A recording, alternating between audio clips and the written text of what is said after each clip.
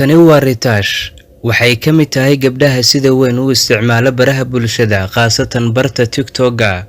Waxay ka jawaab celisay arrin lagu weerariyay taasoo quseysay ama qaas u ahayd nolosheeda. Waxay yiraahdeen waxaad qarisay oo aad been ka sheegtay caruurtaada.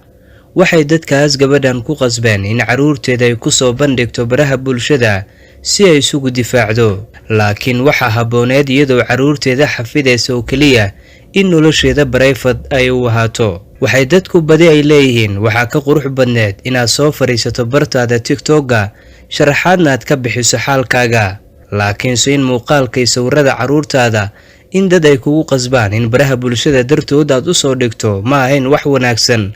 Waa talooyinka gabadhan dad badan ay u jeediyeen.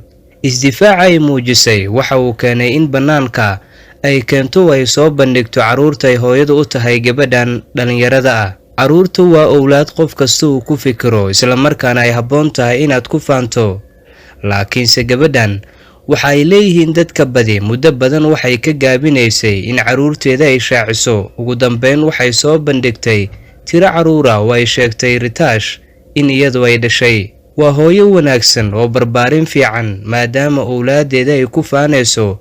Waana wax lagu farxo in qofka isaga waxa uu aabbo ugu hibeeyay inuu ku faano isla markaana uu muujiyo qiimaha owlaadaas uu hayo. Laakiinse talooyinka gabadhan soo gaaray waxay ahaayeen waxa ka qurux badneed oo kaliya adigoo hadal ahaan kaga soo falceliya. Laakiinse ma wanaagsaneen in caruurtaada dartood aad u soo bandhigto baraha bulshada. Ritash oo hees kooban soo dul saartay muuqaal iska soo duubtay. Muuqaalka iska soo duubtana qaybta dambe waxaa ka muuqanaya tiro caruura oo iyada ay dhinac fadhiso.